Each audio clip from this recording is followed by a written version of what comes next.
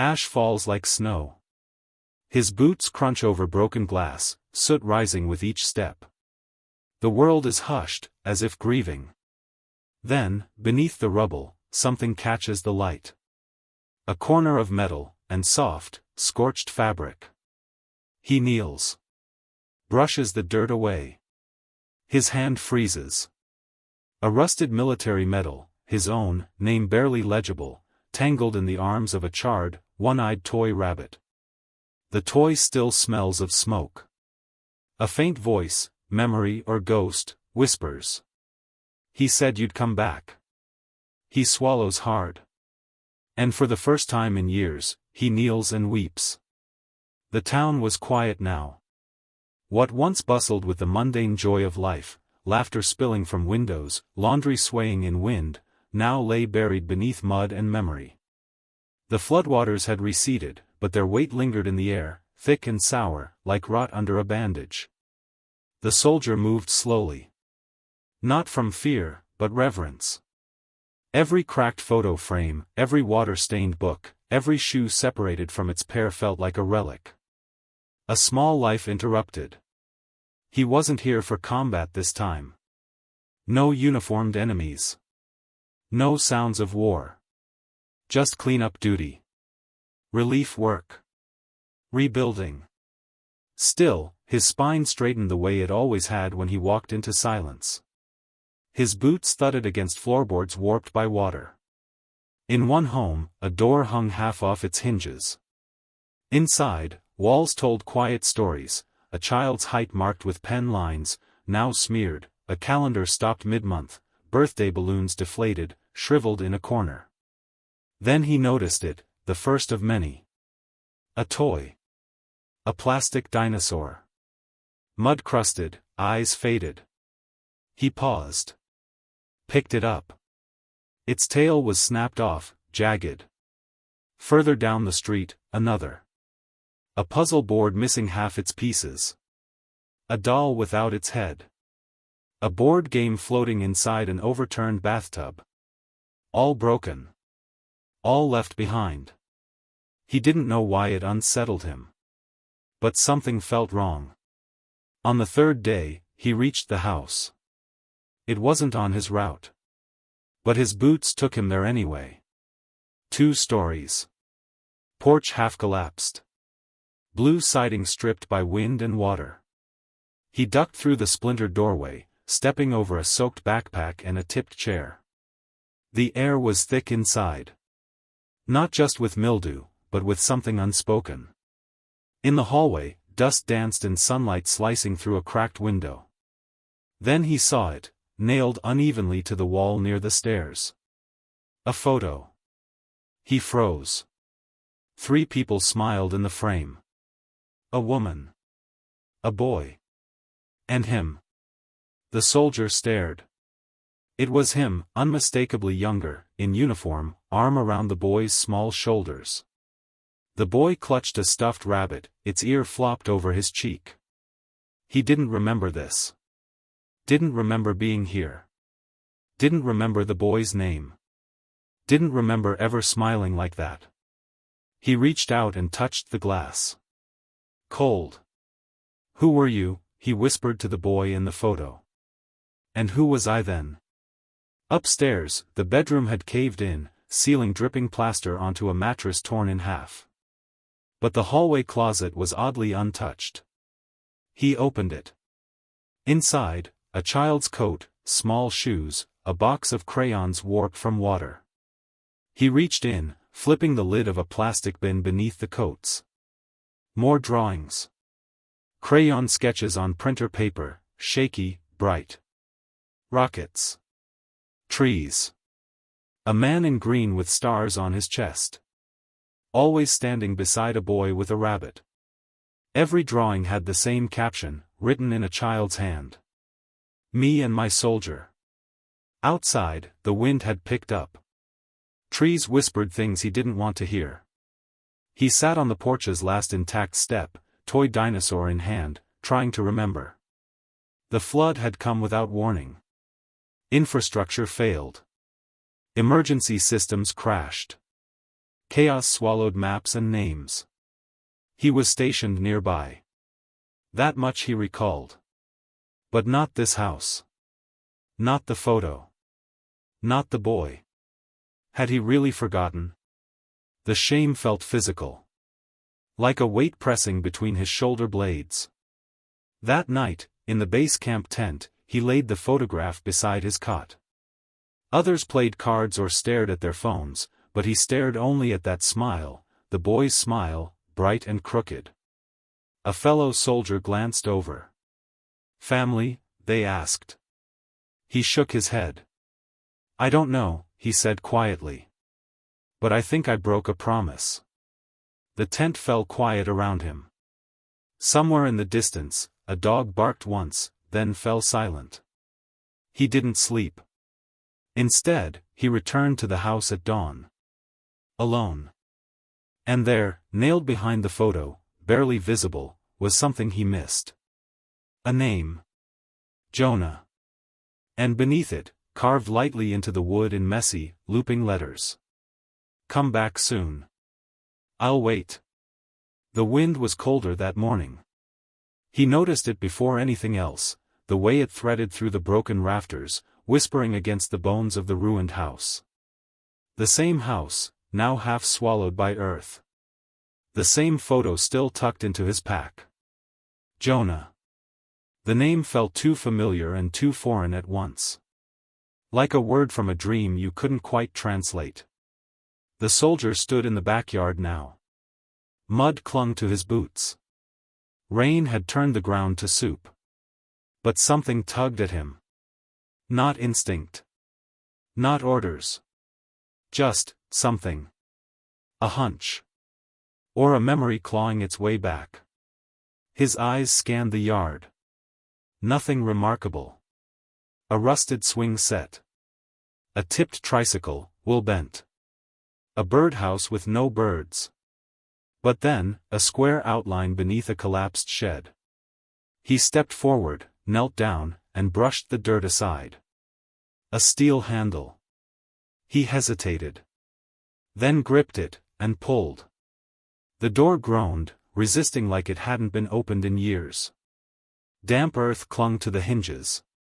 A cold breath of air rose from the dark below. Not just cold, stale. Still. Like something had stopped breathing down there. He clicked on his flashlight. Wooden steps descended into shadow. The light caught the edges of a small room, barely wider than a closet. The walls were concrete, bare. A single cot in the corner. A small, rusted fan. Juice boxes lined in a row like forgotten soldiers. And on the wall, crayon drawings. Hundreds of them. Taped, thumbtacked, curled at the corners, but unmistakable. A boy. A man in uniform. A rabbit. Each picture more frantic, shakier, messier. He walked slowly, light tracing the lines. One drawing showed water pouring in through a ceiling. Another, the boy hiding under the cot, clutching the rabbit. One showed a medal, the exact one he had found in the ash. But the most recent drawing was different. It wasn't a scene. It was a message. Child's scrawl, uneven and desperate. He said he had to go, but he'll come back. I'm being brave. I still believe him. The flashlight trembled in his grip. On the cot lay the remains of a blanket, mold creeping along the edges. Beneath it, carefully placed, a broken flashlight, a tiny notebook, and a stuffed rabbit, its fabric singed, one button eye missing, fur worn to threads. He sat down. The cot creaked softly. The air was thick. The silence, heavier. He opened the notebook. Page after page of drawings. Short sentences. Day 5. No more light. Mom's not talking anymore. I drew the soldier today so I wouldn't forget his face. He promised. He has to come back. Then, no more entries. Just blank pages. He stood, too quickly. The room spun for a moment. He pressed a hand to the wall to steady himself. How had this place been missed? How had no one found it? He climbed back up the stairs, emerging into pale daylight, blinking against the brightness. Somewhere nearby, a bird called once, a fragile sound in the hush of a ruined world. He turned back toward the open shelter. No official mark. No rescue symbol sprayed in orange. No recorded sweep. No one had ever come for them. Not until now. Back at camp, he searched the records again. The family's name was there, marked as evacuated early in the crisis. No mention of a shelter. No child's name. No corrections. It was clean. Too clean. And nowhere in the logs was his own note of return. He remembered now. Faintly. A rushed evacuation. A broken radio. A mother begging. A child with wide eyes and dirt under his nails. "I'll come back," he'd said. "I promise. Just stay here. Stay hidden." And then the road collapsed. The unit rerouted. Communications lost. Weeks of smoke and screams. And somewhere in the middle of all that chaos, Jonah waited. He returned that night. To the shelter. Lit a candle and placed it on the cot. Sat on the floor beside it. Pulled the medal from his pocket and placed it next to the rabbit. Then he spoke. Quiet. Just enough for ghosts to hear. "I was supposed to protect you." The flame flickered once, then stilled. His voice broke. "I'm sorry." And from outside, through the shattered house, the wind carried the faintest sound. As if a small hand tapped once against the wall. The shelter stayed with him. Even as the camp bustled with routine, trucks hauling supplies, distant chatter of aid workers, the soft hum of a field generator, the soldiers' thoughts remained underground. In that still, breathless room where a child once waited with a rabbit and hope that had no expiration. Jonah. The name was now a weight in his chest. He needed answers. Not for justice. Not yet. Just truth. A full shape to the fragments inside him. He returned to base operations the next morning, asking for old deployment logs, anything from the year of the crisis. The clerk behind the desk, young and new, barely glanced up. "Those files aren't digital. Archived at the regional depot. Could take a while." "I'll wait," he said, quietly but firm. He did.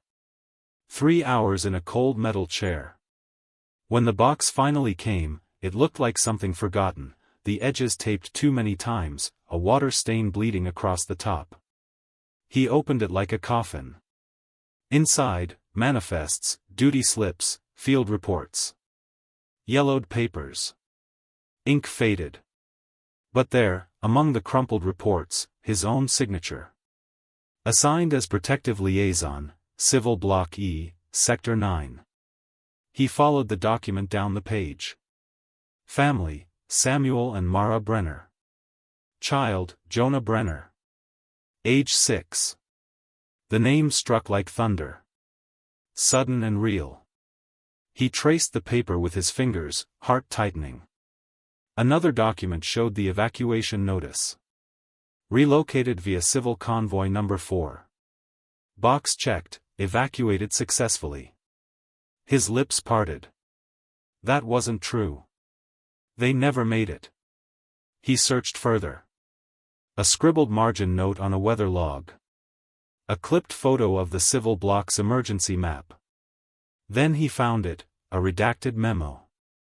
Large swaths blacked out, but enough remained. Shelter access was deemed insufficient for secondary extraction. Prioritize high-density buildings. Non-strategic households marked for delay. He leaned back in the chair, heart pounding now. Jonah wasn't forgotten.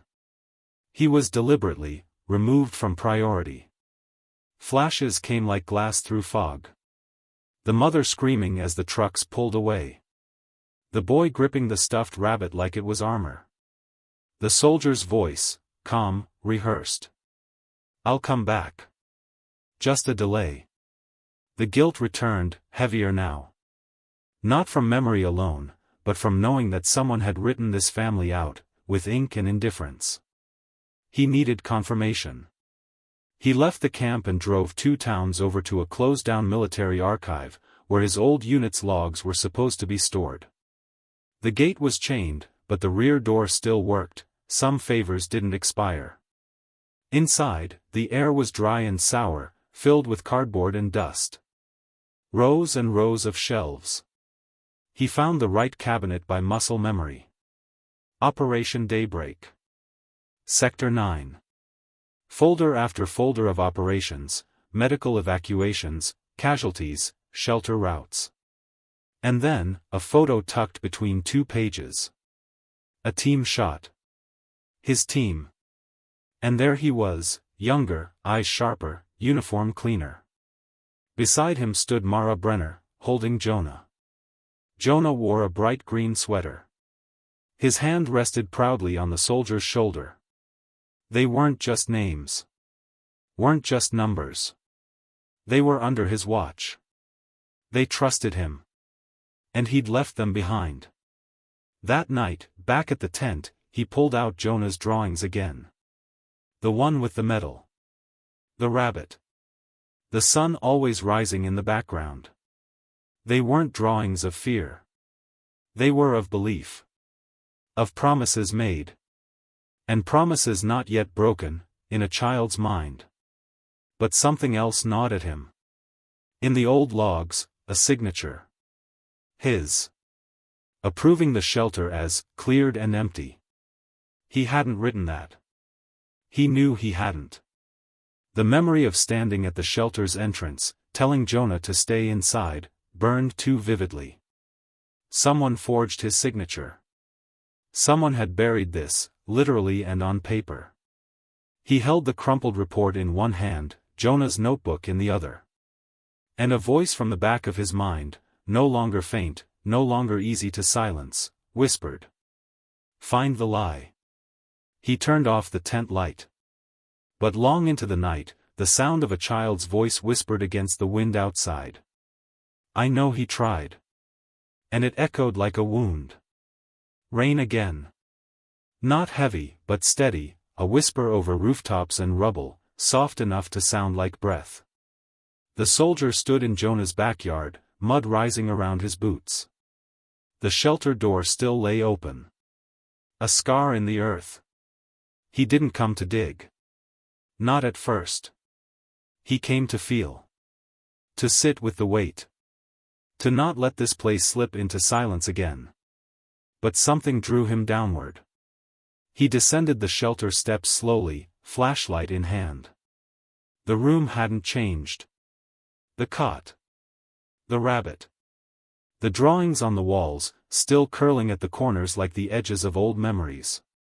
He knelt near the base of the cot. The earth here was softer, slightly raised. Disturbed. He hesitated. Then began digging. Bare hands. Wet dirt. A foot down, fingers brushed something, plastic, smooth and cold. A small, weatherproof container. He pulled it out gently, careful not to damage the seal. Inside, 2 juice boxes, a few melted candies, and a folded piece of paper. He unfolded it with trembling hands. A child's handwriting. Crayon letters. Blocky and bright. Dear soldier. You said medals are for being brave. So I think you're really brave. And Mom too. We're waiting. I keep telling her you'll come back. I made you something. It's with the rabbit. I want to be brave like you. I didn't cry today. Love, Jonah. His eyes blurred. The page shook in his hands. At the bottom, a stick figure drawing. A man in uniform. A boy. And a rabbit between them, smiling. He sat there for a long time. Not moving. Not speaking. The sound of rain above, faint through the thick concrete ceiling. He placed the letter carefully on the cot, next to the rabbit. Something inside him cracked, not loudly, but like the quiet split of old wood under weight. He had never received this letter. Never knew Jonah had written to him. And yet the boy had believed. All that time. In the dark. With no light, no food, no rescue. He still believed. Later, in the tent, he laid the letter out flat and traced each line with his eyes again. Each sentence a quiet knife. He remembered medals pinned to his chest. Ceremonies. Applause. He remembered smiling. Saluting. Not knowing what had been lost beneath the mud and orders. How many medals were handed out, while Jonah waited in silence. He pulled the crumpled mission report from his file again. That forged signature glared up at him. He stared at it long. Then, for the first time, he let himself say it aloud. They buried him. Not just in dirt, but in paper. The next day, he visited a local records office. Asked for Brenner's evacuation route logs. The clerk was polite.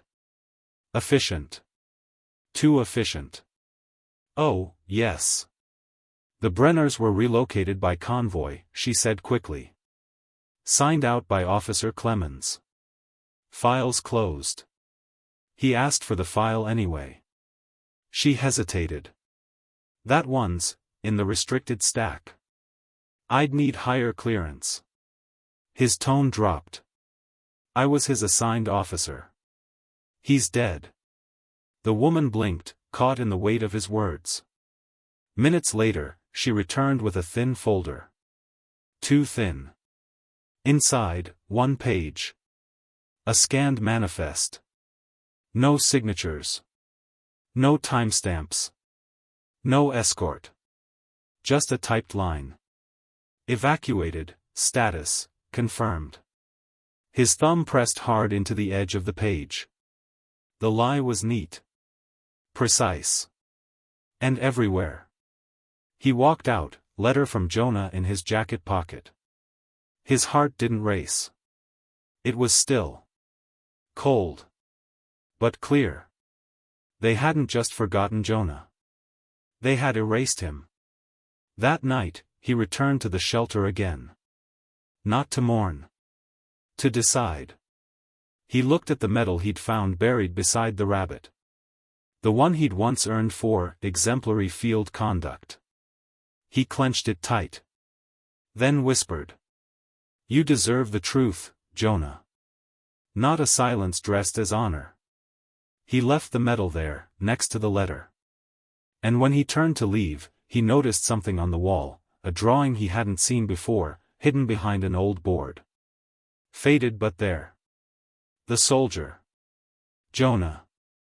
And above them, written in red crayon. We believe in him. He returned at first light. Not out of duty, those days were long gone. This was something else now. Something quieter. Holier, almost. In his coat pocket, a fresh roll of film. An old camera. And a folded piece of paper bearing Jonah's drawing, smoothed carefully, as if creases were wounds. The shelter no longer felt like ruin. It felt like a grave. Or maybe a confession box. He descended the stairs again, one slow step at a time, the chill growing as sunlight vanished behind him. As his boots touched concrete, his eyes scanned the walls, not the drawings this time, but the bare spaces between. Then he saw it. Scratched into the far corner, nearly hidden beneath a sheet of peeled wallpaper. Jonah. The letters were uneven, carved deep with something blunt. Jagged strokes. Not neat. Not decorative. Just, permanent. Beneath it, another name. Mom.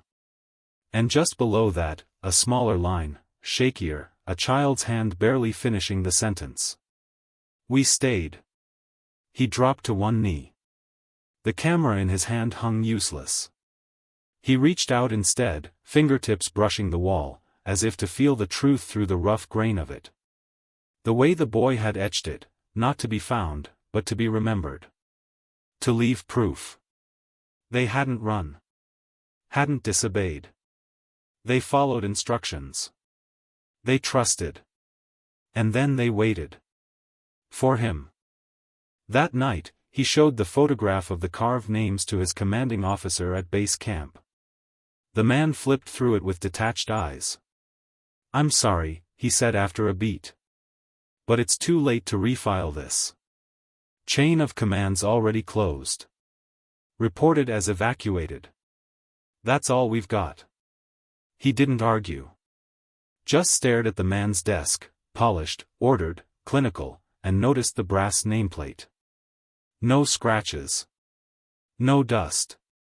No blood under the nails. He stood and left without a word. The next stop, the town's oldest neighborhood. A row of hollowed homes barely standing. Tin roofs peeling like skin. An old man swept his stoop with slow, trembling hands. The soldier approached. "Did you know the Brenners?" The man stopped sweeping. Eyes narrowed. "You mean the quiet boy with the rabbit?"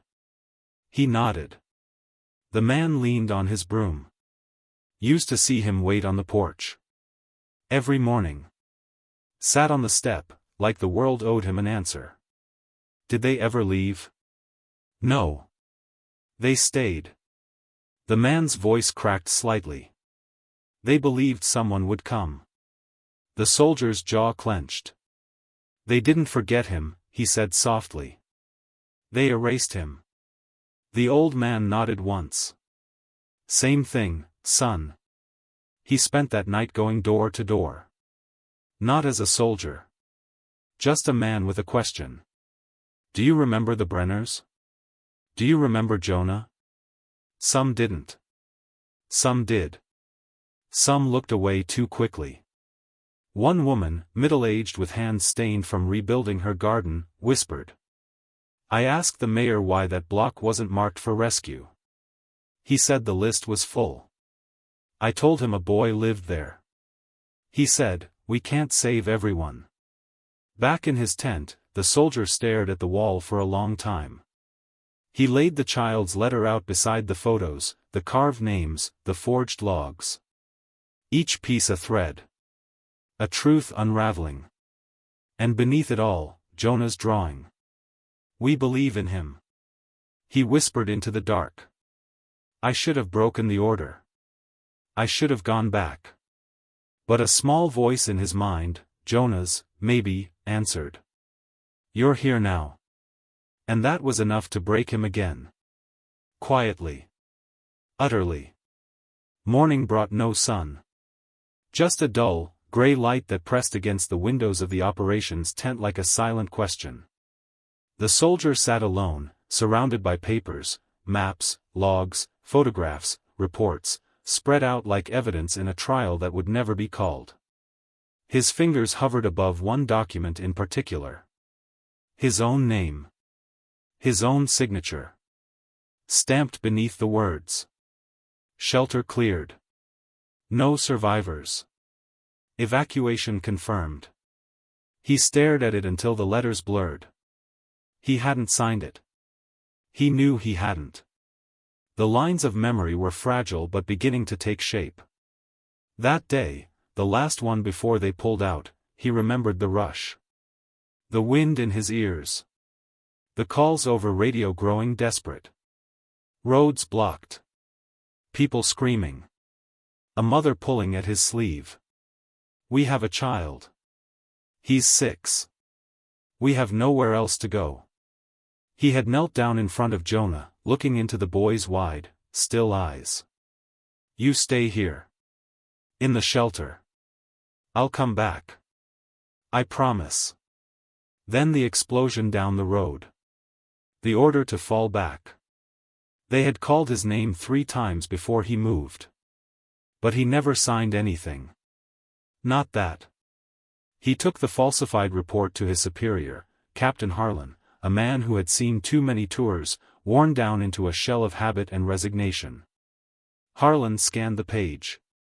Grunted. Lots of signatures in a crisis. Things get messy. The soldier leaned forward, voice steady. That's not my handwriting. That's not my report. Could have been automated. Or copied over. He slid the page closer. Then why is it dated a day before I even reached that block? A pause. A longer grunt. You're digging into things no one asked you to dig into. So we're just letting it go? Harlan didn't meet his eyes. You want justice, you're in the wrong war. He walked out. Papers in hand. And for the first time since the floodwaters fell, he felt something close to rage. But it didn't roar. It sat low in his chest, like coals under skin. Not blind fury. But purpose. He needed confirmation, not from logs or forged files. From people. He drove to the next town over, to a name he remembered from old briefings, Officer Clemens. One of the logistics handlers during the evacuation. His house was modest. Curtains drawn. Wind chimes clicking in the still air. The door opened before he could knock. Clemens stood there, older now. Eyes tired. You're looking into Sector 9, aren't you? He didn't deny it. The old officer stepped aside without a word. Inside, they sat in silence for a moment. Then Clemens said softly. I told them the shelter had a child. I filed it twice. Got flagged for redundancy. Then what? They erased it. Said the resources were stretched. That block was low priority. Non-essential civilians. The soldier stared at him. And the forged reports? Clemens looked away. Someone up top didn't want questions. Said if we flagged too many survivors in the outskirts, we'd lose fuel, lose funding, lose face. He slid an old USB across the table. Keep this. It has my logs. Originals. The soldier picked it up, as if it were glass. Why now? Clemens sighed. I had a grandson. Same age as that boy. Didn't make it. Different flood. Different town. Same silence. That night, in his tent, the soldier loaded the USB onto his field laptop. Lines of data scrolled. Time-stamped entries. Notes about Jonah. Mentions of a protective shelter. The refusal to update status. And then, a single red-flagged line. Order overridden by CDR Vaughn. Final status, cleared. He froze. Commander Vaughn. Not a man easily crossed. Not a man who tolerated questions. But now, the pieces were shifting. The lie was no longer faceless. He printed every file. Every voice log. Every falsified timestamp. Spread them out beside Jonah's letter, the rabbit photo, the name on the wall. He whispered aloud. You weren't forgotten. You were erased. And the words settled like dust on stone, heavy, sacred, unmoving. He returned once more to the shelter. Lit a small candle. Read Jonah's letter aloud. Then whispered, voice cracking. I'm going to fix it. A pause. The flame danced. And in that flicker, he could almost see it, the outline of a small boy, legs crossed on the cot, rabbit in hand, waiting without fear. Still believing. The wind smelled like smoke again. Not the wild kind, but old, settled smoke, soaked into timbers and lost walls. The kind that didn't rise anymore but lingered in corners, like regret that wouldn't fade. The soldier walked slowly through the administration building, papers tight in his fist. His boots echoed in the halls, the way guilt echoes in an empty heart. He had an appointment. But not a plan. Mayor Redfield's office was as polished as ever. A pane of untouched glass overlooked the town square, now half rebuilt with aid money and carefully placed flowers. The mayor rose as he entered, arms wide, voice warm. "Sergeant. Always good to see one of our local heroes." The soldier didn't smile. He placed the stack of documents on the mayor's desk. The mayor blinked. "What's this?" "A mistake." Pause. "Yours." Redfield leafed through the pages, falsified logs, contradicting maps, the audio logs from Clemens. His eyes narrowed as they moved faster, flicking, skipping. When he looked up, the warmth was gone. "This is a very serious accusation," he said. "It's not an accusation," the soldier said. "It's a grave." The mayor exhaled through his nose. "These records are nearly a decade old. No legal weight. No clear line of command. And more importantly..." He paused. "There's no living victim." The silence that followed was deafening. The soldier leaned forward, voice steady. "There was a boy named Jonah Brenner. Age 6. Waited in a shelter while the town marked him as evacuated. He wrote me a letter while he starved." "I see. No. You don't." He pulled out the drawing, wrinkled, worn, but still bright. "This is him. He believed someone would come. You made sure no one did." The mayor's face hardened. Not cold, just hollow. "You think the people want this kind of truth? You think they need more ghosts? I think the boy deserved to be counted." "And what? You'll burn your own name for it?" "I already did. Now I'm just telling the truth." That night, he sat alone near the shelter again. He could still smell the rot of wet earth. He took the crumpled metal from his coat, rubbed his thumb along the scratches. For so long it meant courage. Now, it felt like silence. He pressed it to the dirt gently, where the rabbit had been found. "I don't want it anymore." He met with an old contact from a disaster relief team, a woman named Harper. She had worked intake during the flood's aftermath. Known for her memory. Known for not flinching. He showed her the evidence. She read in silence.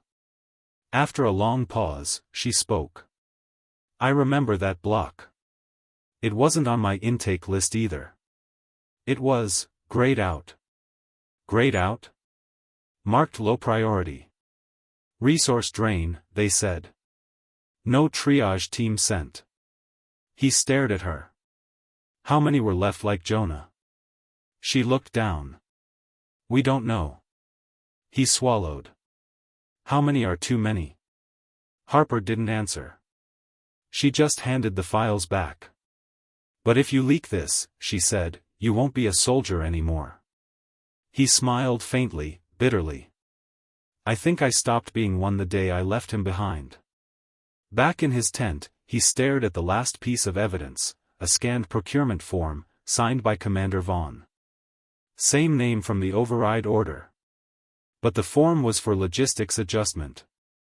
Specifically, fuel and supply reallocation away from Sector 9. Approved the same day Jonah died. Vaughn had been promoted within the year. He packed the files. Copied everything to a flash drive. And included one last image, Jonah's drawing. The soldier. The boy. The rabbit. And the rising sun. He sealed the envelope and addressed it to a journalist he knew from a different war. A good one. Then he walked through the tent rows, past sleeping cots and murmured dreams. As he passed the edge of camp, the night wind shifted. He could almost hear it again, the sound of a child's voice, soft and waiting. He said he'd come back. He whispered back. "I did." The recorder was smaller than he expected. Old, scuffed. A cracked plastic casing and a bent play button. It was handed to him by a woman who used to teach music at the local school, one of the last in town who remembered Jonah's name without hesitation. "I gave him this when the flood warning started," she said, her voice thin. "Told the kids to talk into it if they ever felt scared." She placed it in his hands like something sacred. I never got it back. Until now. Back in his tent, he sat on the floor. No lights. Just the weight of the device in his palm. His thumb hesitated over the button. He pressed it. A low hiss of static. Silence.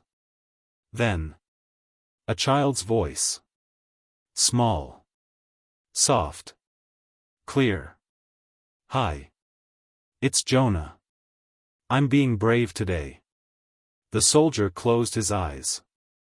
The voice cut through him like wind through old wounds. "Mom's still not talking. She's sleeping a lot. But I'm drawing. And I made a song for my rabbit. He's not scared either." A pause. A faint laugh. "He has one ear now. But I told him that's okay. He can still hear me." Another pause. Then a soft tap. Tap. Tap.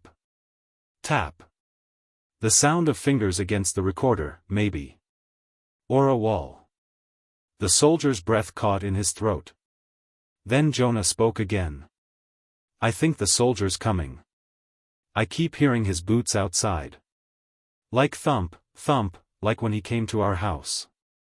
Another silence. Longer this time. Then, softer. "I told Mom he'd come back." She smiled a little. Just with her eyes. The next recording started automatically. The tone was different. Slower. Slurred.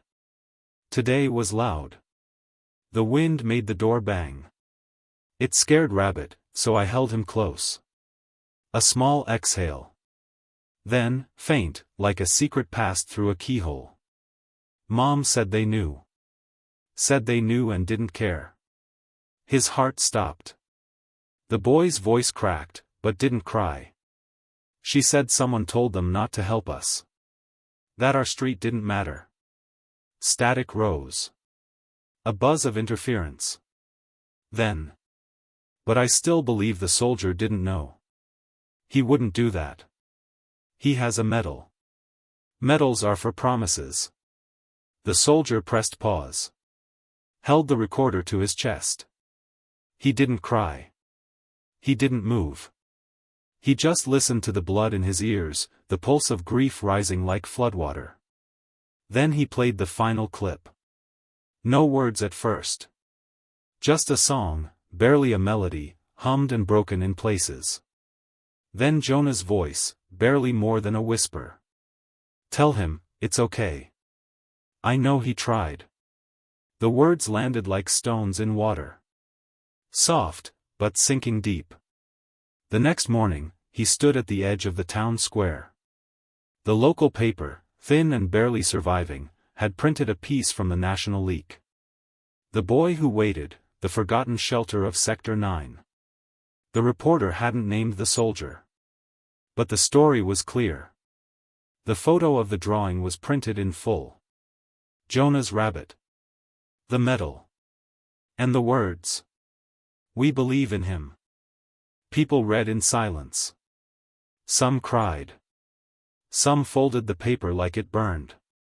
But no one walked away untouched. The soldier didn't stay to be thanked. He walked the long road out of town. Stopped only once, in front of the shelter, candle in hand. He placed the recorder on the cot. Next to the rabbit. Pressed play. And let Jonah's voice fill the silence one more time. The map was worn. Edges frayed. Creases splitting the paper like rivers from another flood. It was a field map, the kind used in triage zones, color-coded for urgency, folded and unfolded 100 times. The soldier stared at it under a single lamp in the makeshift trailer-turned office. He'd marked Sector 9 with a black pen, circled it twice. Next to it, a note. Omitted from primary evac route. marked non-critical. His handwriting. Next to it, a second map. The one published after the disaster. Same region. Same layout. But Sector 9 was gone. Erased. Replaced by a wide gray zone labeled uninhabited/unsafe. He closed his eyes. They hadn't just left Jonah behind. They had redrawn the world so he was never there to begin with. He scanned every map he had. Overlaid them. Pinpoints. Routes. Every omission deliberate. Every lie planned. And now, it was time to unwrite the lie. The journalist, Harper, the one he trusted, agreed to meet him off-grid. In a closed coffee shop outside the town border, where the world didn't yet know what they were holding. He laid it out: photos, audio clips, forged files, Jonah's drawing. Then he handed her the recorder. She pressed play. And for the first time, he watched someone else break under Jonah's voice. When the recording ended, she looked up with wet eyes. "This will be national." He nodded. She added, "But it won't be safe." "I'm not looking for safety." A pause. She stared at the drawing again. "What are you looking for?" He swallowed. "Memory." The piece aired 5 nights later. Late evening segment. Title in white. The Boy in the Shelter, A Soldier's Silent War. Jonah's drawing filled the screen. Then photos of the shelter. Then his voice. "Tell him, it's okay. I know he tried." Within 24 hours, it spread. Messages flooded in. Hashtags. Candlelight photos. Drawings from children across the country, replicas of Jonah's rabbit, drawn with crayons. Hashtag We Believe in Him. Hashtag Jonah's Map. TV crews arrived at the town outskirts. The mayor made a statement, a tragedy of record-keeping. Commander Vaughn denied involvement. Never heard of the boy. But the internet remembered now. And memory doesn't go quietly. Then came the mural. Painted on the crumbling wall of the old fire station. 10 feet tall. Jonah. Holding his rabbit. Standing beside a soldier in silhouette. Behind them, a burning map. And above, a line in red. No one should be outside the rescue zone. That night, the soldier returned to the shelter. Alone. But it no longer felt abandoned. He brought something with him, a new map. Freshly printed. Accurate. Honest. He pinned it to the wall above the cot. In Sector 9, he wrote in thick black marker. Shelter, Jonah's. He stepped back. Lit a candle. Sat beside the cot. Outside, wind moved through broken leaves. Inside, silence stayed with him, not heavy anymore. Just whole. A knock on the frame. He looked up. A child stood there, no older than Jonah, escorted by a counselor. Shy. Holding something behind their back. They stepped forward, silent. Placed it on the cot. A new stuffed rabbit. Unburned. 2 eyes. Then they whispered, "He's not alone now," and turned to leave. The soldier stayed long after the candle burned out. Staring at the new map. Not perfect. But honest. And in the corner of the shelter wall, beside Jonah's carved name. He added one more. Found. Rain came hard that morning. The kind that blurred everything. Buildings, roads, faces. A baptism or a burial, it was hard to tell. He stood just beyond the town square, watching from beneath the awning of a shuttered bakery. Across the plaza, a camera crew adjusted tripods. A news van hummed softly. People moved slowly, unsure if they were attending a memorial or the unraveling of their own silence. The soldier didn't step forward. He didn't need to. The story had stepped forward for him. The news segment had gone viral overnight. Footage of the shelter. The carved name, Jonah. The letter. The medal. Jonah's voice, faint and brave. I still believe he'll come. Then, the close-up of the drawing, the one the soldier now kept tucked inside his jacket pocket. He'd watched the broadcast alone, seated on the cot in the shelter, the candle burning low. When the camera panned to his medal lying beside the rabbit, there was no sense of honor. Just ache. By noon, everything had changed. The military issued a formal statement. Pending internal investigation. Possible administrative oversight. Words that meant nothing in rain. Commander Vaughn was placed on immediate leave. The mayor cancelled his scheduled town hall due to unforeseen tensions. But the people, they didn't cancel. They came in raincoats. With umbrellas. With hand-painted signs. And drawings from their children. At the center of the square, someone had placed a small plaque on the ground. To Jonah. We failed you. We remember you. Beside it sat a replica of the toy rabbit. It was soaked, already wilting from the downpour. But no one removed it. The soldier remained at the edge. Watching. Not as a hero. Not as a witness. Just as someone who was late, and trying to make it matter anyway. A woman approached him quietly. Mid-30s. Tight grip on a child's hand. You're him, aren't you? He said nothing. She didn't need the answer. She looked down at her daughter. This is Mr. Jonah's soldier, she said gently. The little girl blinked.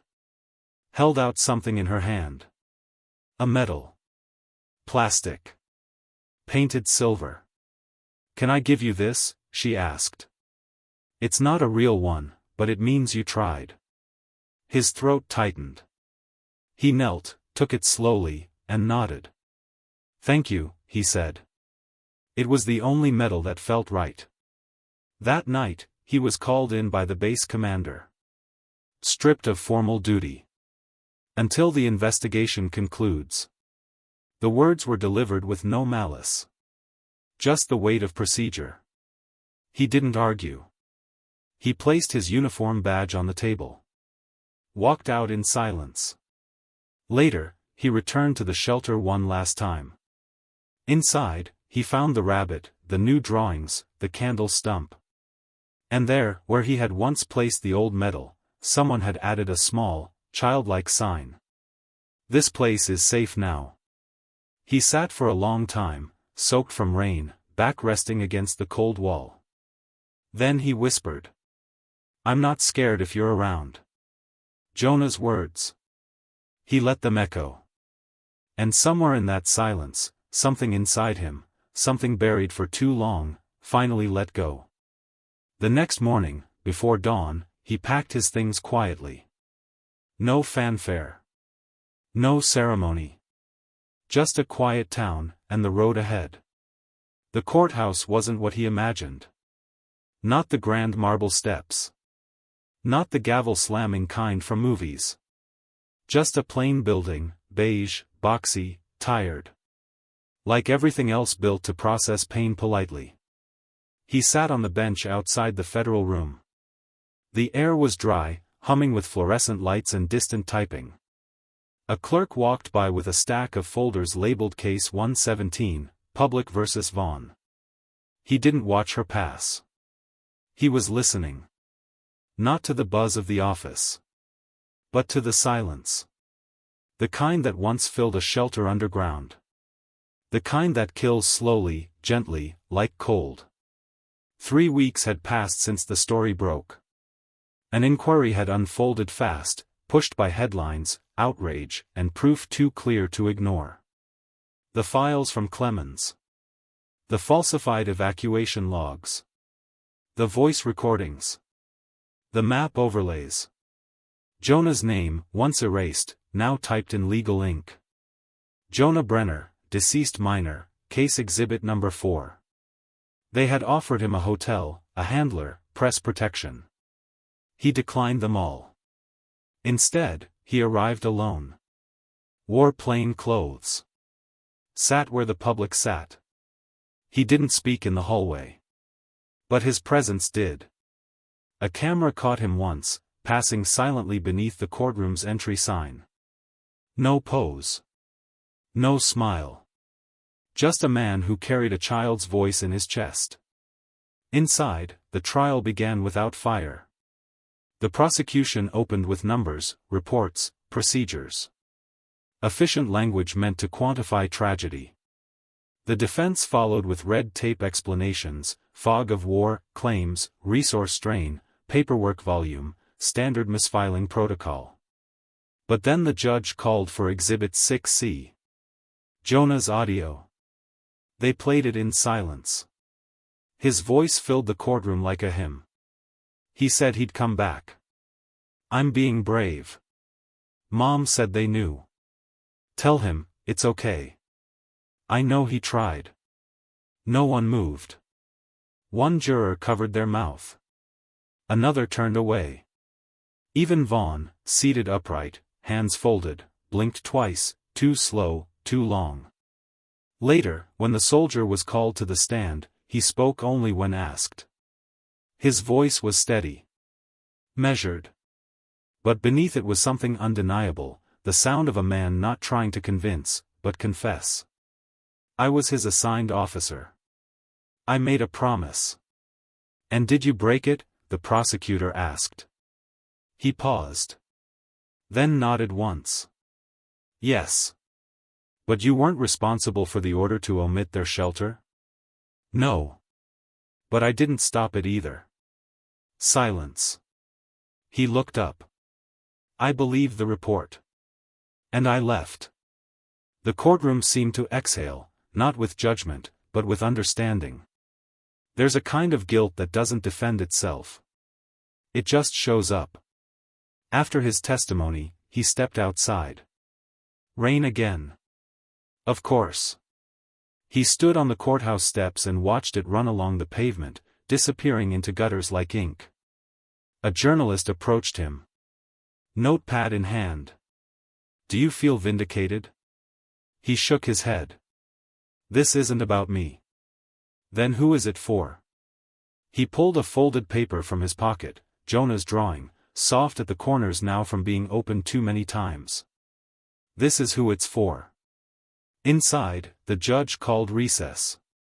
A child advocate lawyer filed a motion to open similar cases, buried neighborhoods, redacted zones, forgotten shelters. The sound of silence was finally being recorded. That night, the soldier visited the shelter one more time. Lit a candle. Sat cross-legged on the floor. He held Jonah's recorder in his hand. Didn't press play. Just sat with the weight of it.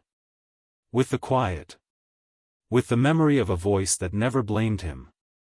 Above him, on the wall, a new note had been taped by someone. Child handwriting. The soldier found us. He reached up and smoothed the tape gently. And whispered. I hear you now. The courtroom was full. Not with noise, but with presence. A weight hung in the air, thicker than words, heavier than verdicts. The kind of stillness that falls just before someone finally tells the truth. He sat in the second row, hands folded, eyes fixed on the front. A badge pinned to his chest, not of rank or decoration, but a child's drawing, laminated and quietly tucked into his jacket pocket. Jonah's. Always Jonah's. The door opened. The mother stepped in. Mara Brenner. Older now. Thinner. Hair streaked with gray and pulled back like she didn't want to be seen, but knew she had to be. Her hands trembled slightly as she took the stand. The judge gave her a long look. You're aware of the gravity of your statement today? She nodded. Voice small, I am. A pause. Then the prosecutor asked gently. Ms. Brenner, why didn't you come forward earlier? She looked down. Swallowed hard. We were told not to. By whom? Her fingers gripped the edge of the podium. By officials who said, we weren't selected for rescue. That if we told anyone, we'd be marked as non-compliant. That my son might be taken into custody if we interfered. The room shifted. People leaned forward. You mean, someone warned you to stay silent? Yes. And you did? Another long pause. I thought, if I stayed quiet, at least he'd live. Her voice cracked. But I was wrong. The courtroom didn't gasp. It didn't need to. Truth doesn't always scream. Sometimes it lands like dust, slowly, everywhere. Then came the photo. The prosecutor held it up, Jonah's final drawing. Himself. The rabbit. The soldier. And the bridge. Do you recognize this? The attorney asked. She nodded.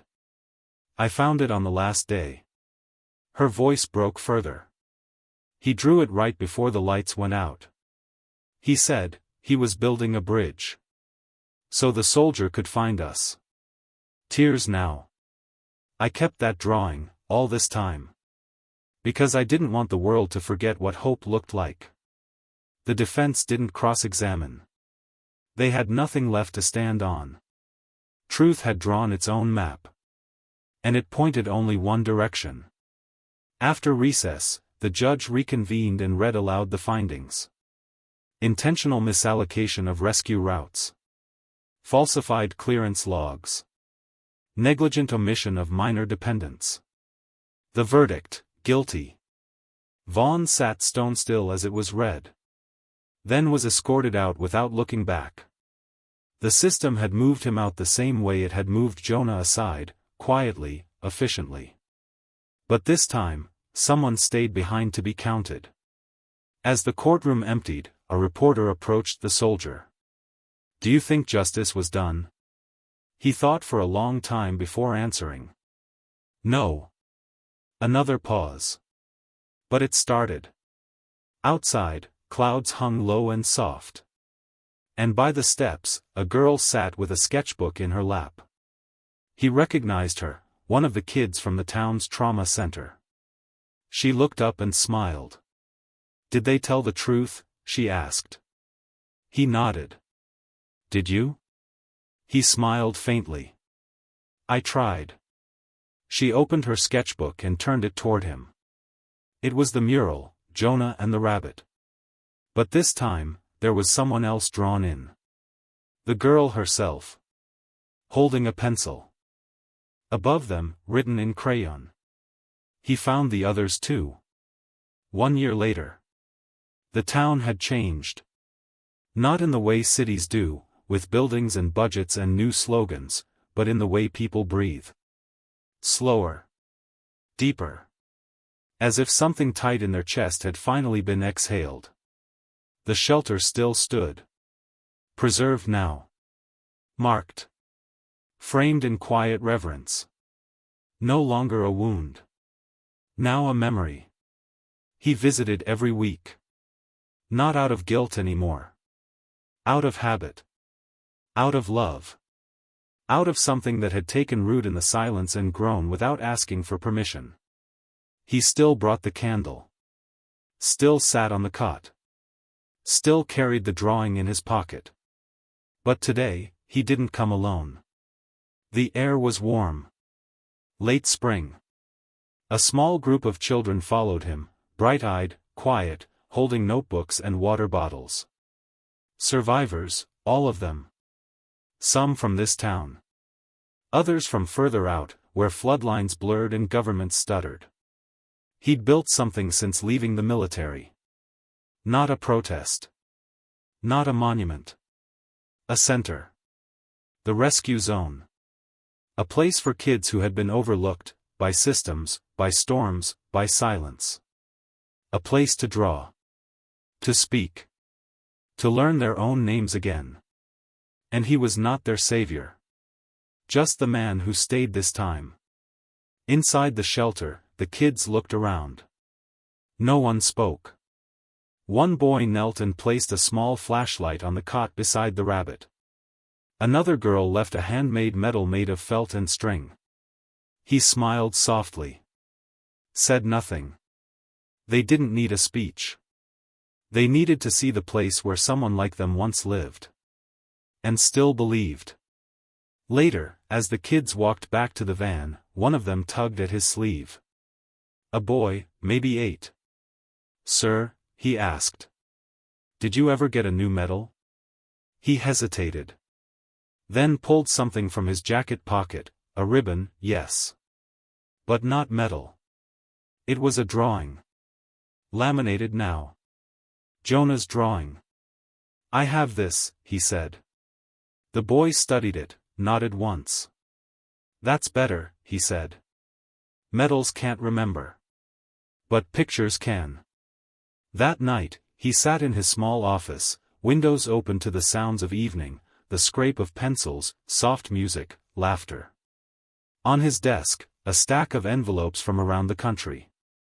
More letters. More stories. More kids saying, "I heard Jonah's voice too." And then he saw it. A new letter, tucked without a stamp. Inside, a folded paper.